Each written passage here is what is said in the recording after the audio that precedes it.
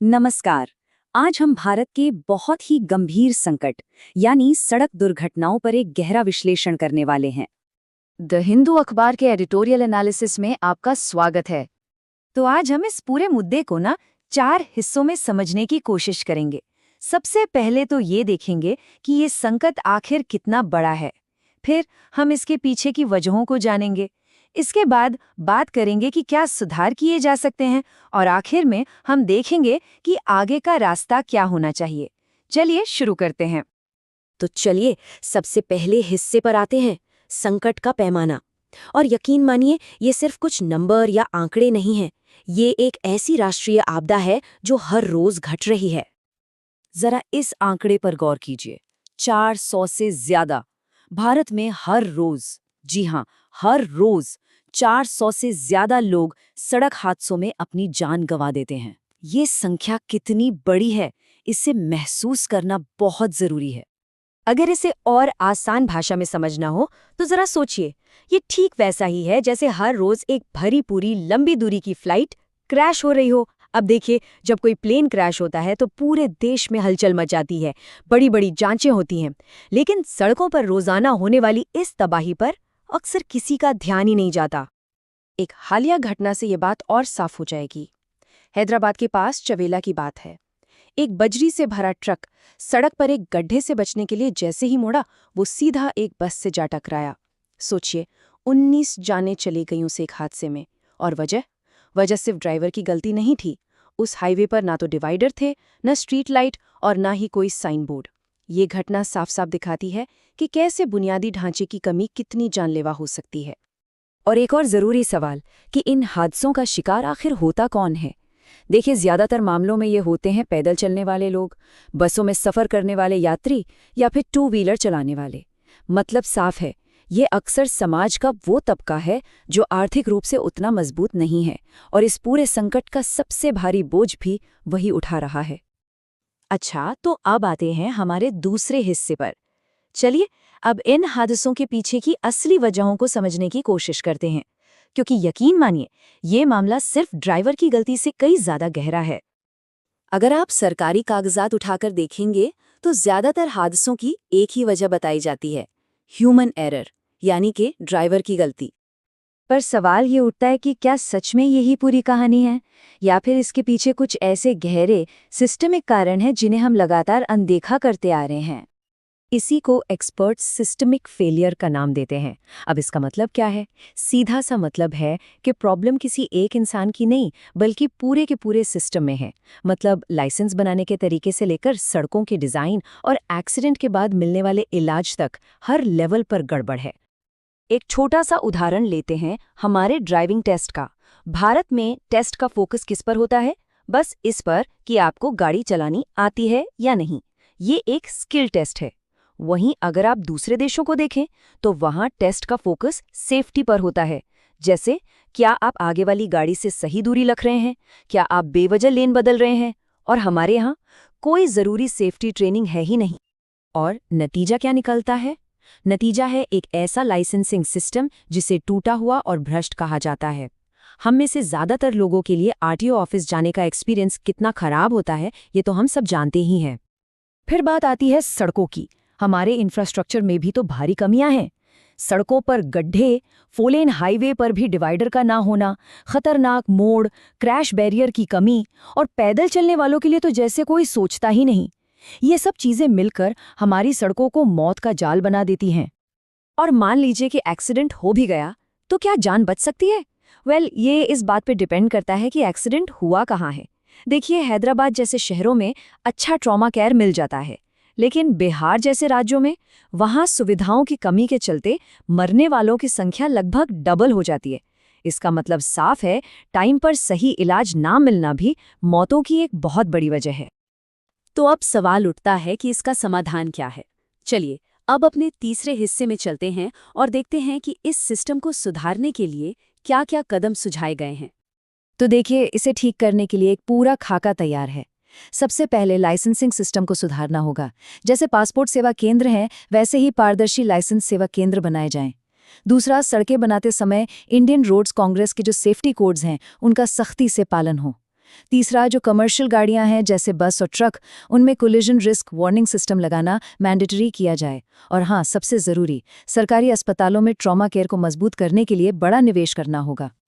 और इसी के साथ हम पहुंचते हैं अपने आखिरी हिस्से पर, द रोड अहेड, यानी आगे का रास्ता। देखिए, ये मुद्दा असल में गवर्नेंस का है, प्राथमिकताओं का है। तो इस पूरी बातचीत का निचोड़ क्या है? निचोड़ ये है कि हमारे पास सॉल्यूशंस की कोई कमी नहीं है। असली ज़रूरत छोटे मोटे पैचवर्क की नहीं, बल्कि पूरे के पूरे सिस्टम को जड़ से बदलने की है, एक कंप्लीट ओवरहॉल की है। और यहीं पर ये पूरा विश्लेषण हमें एक बहुत बड़े सवाल के सामने लाकर खड़ा कर देता है कि जब प्रॉब्लम भी पता है और उसके सॉल्यूशंस भी मौजूद हैं, तो फिर आखिर वो कौन सी वजह है जो भारत के रोड ट्रांसपोर्ट सिस्टम के कंप्लीट ओवरहॉल को रोक रही है? ये एक ऐसा सवाल है जिस पर पॉलिसी मेकर से लेकर हम आम लोगों तक सबको बहुत गंभीरता से सोचना पड़ेगा। तो चलिए अब बढ़ते हैं हमारे दूसरे और अगले एडिटोरियल टॉपिक की तरफ। इसमें हम गहराई से जानेंगे कि COP30 से पहले वैश्विक जलवायु कार्यवाही यानी ग्लोबल क्लाइमेट एक्शन के लिए ब्राज़ील का इतना महत्वाकांक्षी विजन क्या है और ये दुनिया के लिए इतना ज़रूरी क्यों हो गया है। ब्राज़ील के राष्ट्रपति के ये शब्द अपने आप में एक बहुत शक्तिशाली संदेश देते हैं। मतलब एकदम साफ है, अब अच्छी अच्छी बातें करने और इरादे जताने का दौर खत्म हो चुका है। अब वक्त है एक्शन प्लान्स का, ठोस कार्रवाई का। और यही वो सेंट्रल आइडिया है जिसके चारों ओर ब्राज़ील COP30 की पूरी कहानी को बुन रहा है। तो आज के इस विश्लेषण में हम इन 5 मुख्य पॉइंट्स पर फोकस करेंगे। हम समझेंगे कि ब्राज़ील COP30 को सच्चाई का COP क्यों कह रहा है, वादों से एक्शन तक का ये सफ़र कैसा रहा है, और क्यों वो क्लाइमेट जस्टिस की बात कर रहे हैं, चैरिटी की नहीं। और हाँ, सबसे ज़रूरी, वो ग्लोबल सिस्टम में किस तरह के बड़े बदलाव लाना चाहते हैं। तो चलिए शुरू करते हैं। तो सच्चाई का कॉप, इसका असल में मतलब क्या है? जरा सोचिए, दुनिया के सबसे बड़े नेता ब्राज़ील के अमेज़न के बीचों बीच इकट्ठे हुए हैं, उस जगह जिसे हम धरती के फेफड़े कहते हैं। ये सिर्फ एक मीटिंग की जगह नहीं है, ये अपने आप में एक बहुत बड़ा, एक पावरफुल स्टेटमेंट है। ब्राज़ील चाहता है कि ये कॉन्फ्रेंस सिर्फ बातचीत का एक और राउंड न बने, बल्कि एक ऐसा पल हो जहां हर देश को अपने वादों के लिए जवाबदेह ठहराया जाए। और देखिए, यहाँ दांव पर बहुत कुछ लगा है। ये सिर्फ पर्यावरण की बात नहीं है। अगर दुनिया के नेता सिर्फ भाषणों से आगे नहीं बढ़े, तो लोगों का बहुपक्षवाद यानी मल्टीलैटरलिज्म की पूरी व्यवस्था से ही भरोसा उठ सकता है। ये एक तरह से एक मेक और ब्रेक मोमेंट है, जहां दुनिया को ये तय करना होगा कि वो मिलकर काम करेगी या फिर अलग अलग होके नाकाम होगी। अच्छा, तो सवाल ये उठता है कि हम इस मोड़ पर पहुंचे कैसे? देखिए, COP30 कोई अचानक से नहीं हो रहा है। इसके पीछे 3 दशकों की लंबी और अक्सर मुश्किलों भरी बातचीत का इतिहास है। ये टाइमलाइन हमें दिखाती है कि ये सफ़र कितना लंबा रहा है। 1992 में ब्राज़ील ने ही पहले अर्थ समिट की मेज़बानी की थी, जिसने इन सारी चर्चाओं की नींव रखी थी।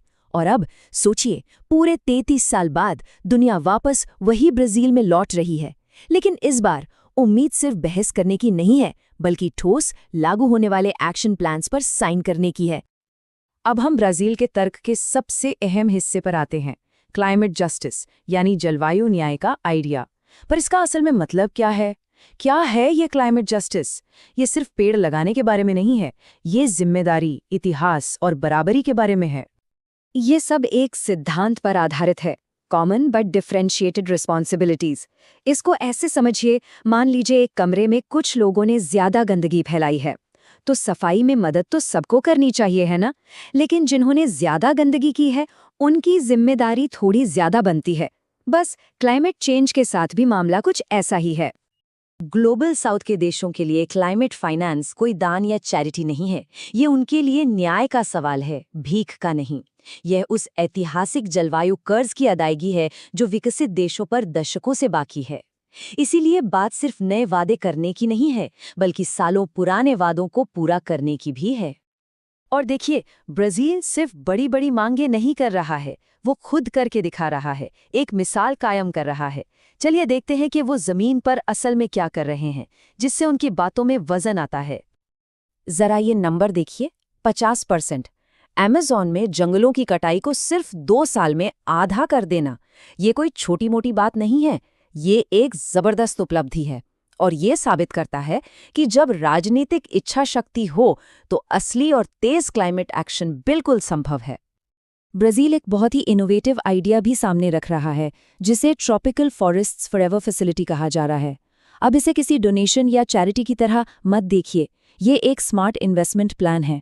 ये उन देशों को रिवॉर्ड देता है जो अपने जंगलों को बचाते हैं, और जो इसमें पैसा लगाते हैं उन्हें भी रिटर्न मिलता है।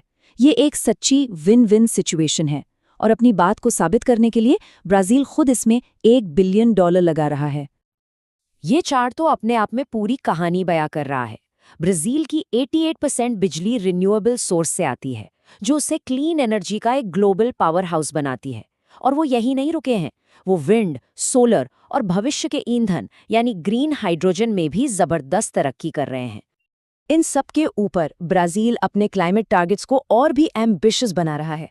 उन्होंने अपना NDC यानी नेशनली डिटरमिन्ड कंट्रीब्यूशन अपडेट किया है। ये आप कह सकते हैं पेरिस समझौते के तहत उनका ऑफिशियल वादा है, और अब वो 2030 तक अपने उत्सर्जन में 67% तक की भारी कटौती का वादा कर रहे हैं।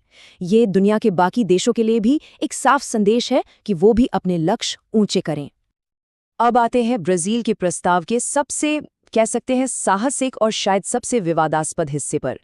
वो सिर्फ पर्यावरण की बात नहीं कर रहे हैं, बल्कि इस क्लाइमेट क्राइसिस से निपटने के लिए पूरे इंटरनेशनल सिस्टम को ही सुधारने की बात कर रहे हैं।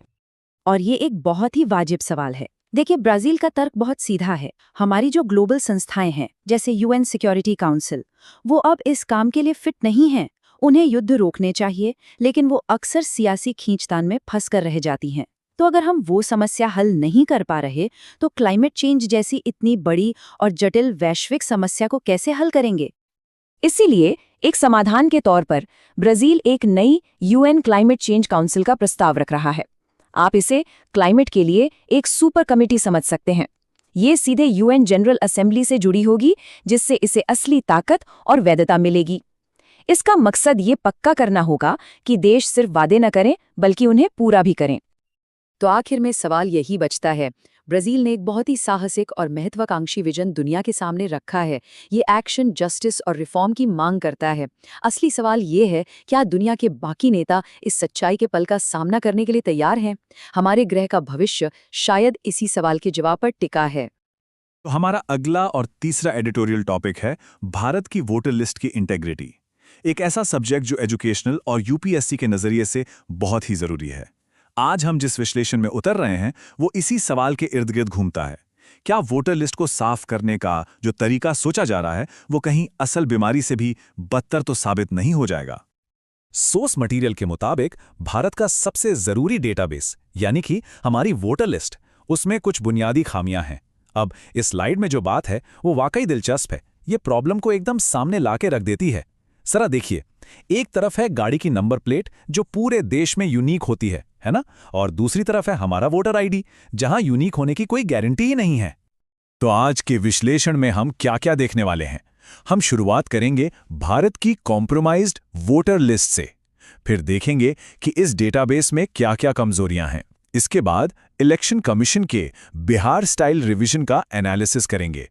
फिर साफ सुथरी लिस्ट के लिए एक वैकल्पिक रास्ते पर भी बात करेंगे। और आखिर में इलेक्टोरल इंटेग्रिटी को फिर से बहाल करने की अहमियत को समझेंगे। ठीक है, तो चलिए सबसे पहले हिस्से में चलते हैं और समझते हैं कि देश के सबसे अहम डेटाबेस में वो कौन सी बुनियादी खामियां हैं जिनके बारे में बात हो रही है। तो प्रॉब्लम की जड़ ये है कि वोटर ID सिस्टम किसी भी आइडेंटिटी सिस्टम के सबसे बेसिक नियम को ही तोड़ता है। सोर्स बताता है कि बंगाल और उत्तर प्रदेश जैसे राज्यों में अलग अलग वोटर्स के लिए एक ही वोटर ID नंबर मिल सकता है। और ये तब है जब 2008 से ही ये दावा किया जा रहा था कि हर वोटर को फोटो आइडेंटिटी कार्ड दे दिया गया है, लेकिन असल में सिस्टम में यूनिक आइडेंटिफायर्स थे ही नहीं। अब आगे बढ़ते हैं और देखते हैं कि ये प्रॉब्लम सिर्फ यहीं तक रुकी नहीं है। सोर्स का तर्क है कि इसमें ऐसी एक्टिव कमजोरियां भी हैं जिनका गलत फायदा उठाया जा सकता है। और ये देखिए, सिस्टम की कमजोरी कितनी साफ नजर आती है। सोर्स में बताए गए इस आसान से 3 स्टेप प्रोसेस को देखिए। कोई भी फॉर्म 8 का इस्तेमाल करके किसी टारगेट वोटर का रजिस्टर्ड मोबाइल नंबर बदल सकता है, फिर उस नए नंबर पर OTP पाकर कंट्रोल हासिल कर सकता है, और आखिर में उसी OTP का इस्तेमाल करके असली वोटर को लिस्ट से हटाने के लिए एप्लीकेशन डाल सकता है। सोर्स तो कर्नाटक के अलंद में 6000 वोटर्स को हटाने की एक कथित कोशिश का भी जिक्र करता है। तो यहाँ पे जो सबसे अहम बात है वो है ऑथर का तीखा क्रिटिसिज्म, जिसे वो भारत के सबसे ज़रूरी डेटाबेस को मैनेज करने में हैरान कर देने वाली नाकाबिलियत कहते हैं। उनका कहना है कि ये इतनी बेसिक सिस्टम की गलतियां हैं जो डेटाबेस की मामूली जानकारी रखने वाला कोई टीनेज इंजीनियर भी नहीं करेगा। अच्छा, तो इन सब प्रॉब्लम्स के जवाब में इलेक्शन कमीशन क्या सॉल्यूशन दे रहा है? उसे स्पेशल इंटेंसिव रिवीजन यानी SIR कहा गया है। लेकिन चलिए, इस पर ऑथर की जो सबसे बड़ी चिंता है उस पर भी एक नज़र डालते हैं। जो ऑथर हैं वो बिहार मॉडल का जोरदार विरोध करते हैं। उनका दावा है कि ये प्रोसेस बहुत जल्दबाजी में किया गया और इसमें गहराई से जांच नहीं हुई। सोर्स का आरोप है कि अवैध प्रवासियों को हटाने के झूठे बहाने से असली वोटर्स को हटाने का एक दुर्भावनापूर्ण इरादा था। ऑथर के मुताबिक इलेक्शन कमीशन के पास इस तरह के काम के लिए ना तो भरोसा है और ना ही काबिलियत। तो सिर्फ क्रिटिसिज्म ही नहीं, ऑथर एक कंस्ट्रक्टिव ऑल्टरनेटिव भी देते हैं। चलिए उस पर नजर डालते हैं कि एक भरोसेमंद वोटर लिस्ट को साफ करने की प्रक्रिया के लिए उनका रोड मैप क्या है। ऑथर का जो 3 स्टेप का सॉल्यूशन है वो काफ़ी सीधा और साफ है। पहला, डीडुप्लीकेशन के लिए आधार का इस्तेमाल किया जाए ताकि हर वोटर एक आधार होल्डर हो, जिससे डुप्लीकेट और नकली वोटर्स आसानी से हटाए जा सकें। दूसरा, घर घर जाके गिनती हो। इलेक्शन कमीशन को हर घर जाना चाहिए, जैसे तेलंगाना की जनगणना में हुआ था। और तीसरा, सभी पार्टियों का सहयोग जरूरी हो। ये एक मिलकर किया जाने वाला काम होना चाहिए। अब समझते हैं कि इस पूरे मामले में दांव पर क्या लगा है और सोर्स के मुताबिक हमारी डेमोक्रेटिक इंटेग्रिटी के लिए एक पारदर्शी और सहयोगी प्रक्रिया क्यों इतनी जरूरी है कि उस पर कोई समझौता नहीं हो सकता। और ये जो नंबर स्क्रीन पर दिख रहा है 7.5 लाख, ये असल दुनिया में इसका क्या असर होता है ये दिखाता है। इस नंबर को ऑथर के उस दावे से जोड़ा गया है कि महाराष्ट्र में फर्जी वोटर्स के बारे में विपक्ष की चेतावनियों को नजरअंदाज किया गया और कथित तौर पर यह 7.5 लाख का आंकड़ा ही जीत के मार्जिन के बराबर था। तो यहाँ पर जो सबसे जरूरी बात है वो है ऑथर की ये मांग कि पॉलिटिकल पार्टियों और जनता का भरोसा वापस जीतने के लिए इलेक्शन कमीशन को कुछ ठोस और पारदर्शी कदम उठाने होंगे। इसमें राज्य, जिला और बूथ लेवल पर सभी पार्टियों के साथ मीटिंग्स, उन मीटिंग्स की वीडियो रिकॉर्डिंग और आखिर में फाइनल डिजिटल वोटर लिस्ट को पब्लिश करना शामिल है। और आखिर में सोर्स मटेरियल का जो पूरा तर्क है वो इस एक पावरफुल लाइन में सिमट जाता है: इलाज बीमारी से बदतर नहीं होना चाहिए। मतलब लिस्ट को साफ करने का इरादा तो अच्छा है, लेकिन जो तरीका अपनाया जा रहा है वो खतरनाक हो सकता है। और हम इस विश्लेषण को एक बहुत ही जरूरी और सोचने पर मजबूर करने वाले सवाल के साथ खत्म करते हैं। किसी लोकतांत्रिक प्रक्रिया में भरोसा असल में कैसे सुरक्षित किया जा सकता है जब उसका बुनियादी डेटाबेस ही कमजोर हो? हमारा चौथा और आखिरी संपादकीय विषय है अमेरिकी चुनाव। देखें, ये सिर्फ कुछ स्थानीय चुनाव नहीं थे, बल्कि ये देश किस दिशा में जा रहा है इसके बारे में एक बहुत बड़ी कहानी बताते हैं।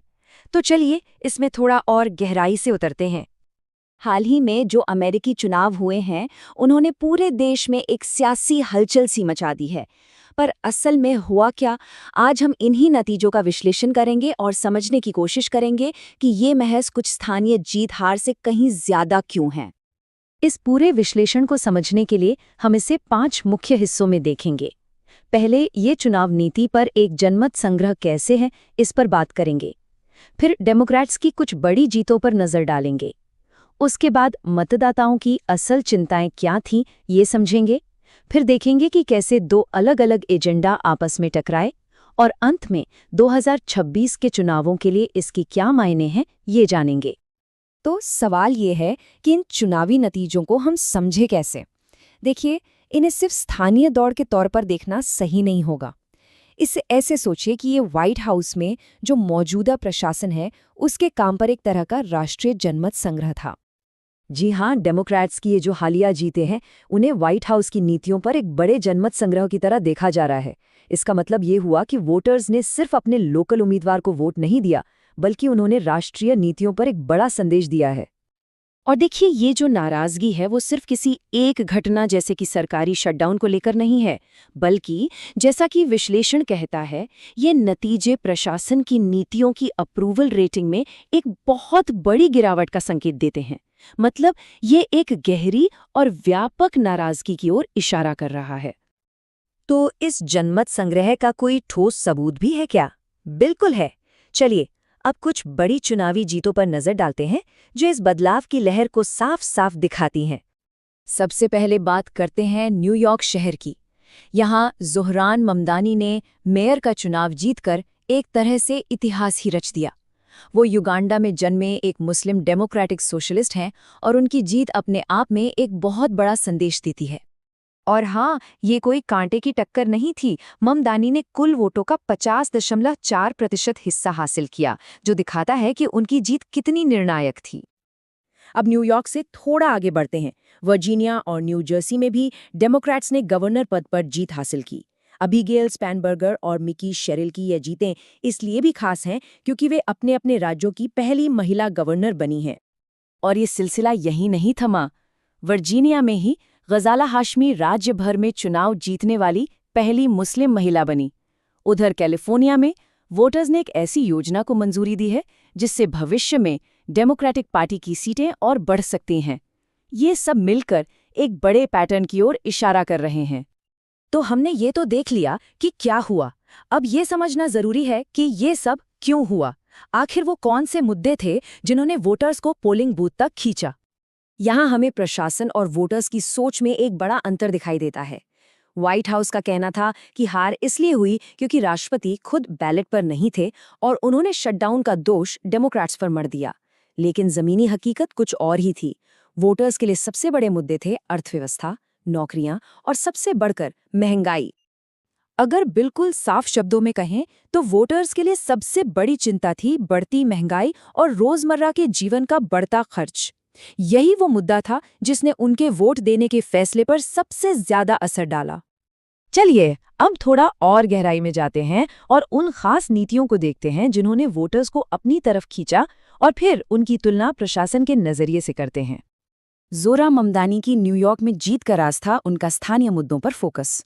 उनके एजेंडे में किफ़ायती घर, बच्चों के देखभाल के लिए बेहतर सुविधाएं, अप्रवासी समुदायों के लिए ज़्यादा सपोर्ट और मुफ्त पब्लिक ट्रांसपोर्ट जैसी चीज़ें शामिल थीं। ये वो मुद्दे हैं जो सीधे तौर पर लोगों की रोज़मर्रा की ज़िंदगी से जुड़े हैं। तो इस पॉलिसी वाले एजेंडे पर प्रशासन का क्या रिएक्शन था? एक सीधा राजनीतिक टकराव। प्रशासन ने धमकी दी कि अगर ममदानी जीत गए तो शहर को मिलने वाली फेडरल फंडिंग में कटौती कर दी जाएगी। ये संघीय और स्थानीय प्राथमिकताओं के बीच एक सीधा टकराव दिखाता है। अब थोड़ा भविष्य की ओर देखते हैं।